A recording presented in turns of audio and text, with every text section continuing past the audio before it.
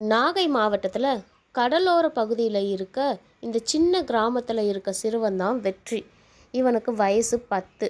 இவன் ஒரு மீனவ குடும்பத்தை சேர்ந்த பையன்.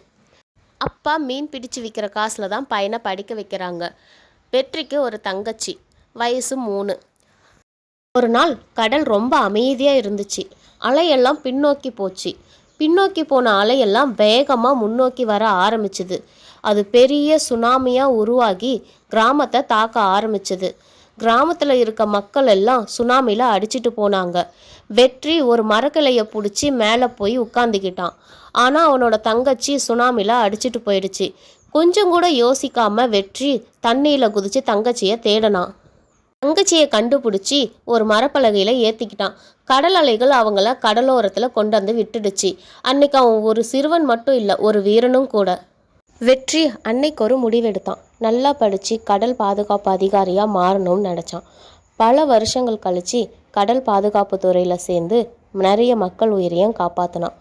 துணிச்சலுக்கு வயசு தேவையில்லை. எவ்வளோ கஷ்டம் வந்தாலும் பயந்து ஓடாமல் எதிர்த்து நிற்கணும். இந்த ஸ்டோரி பிடிச்சிருந்தால் லைக் பண்ணுங்கள்.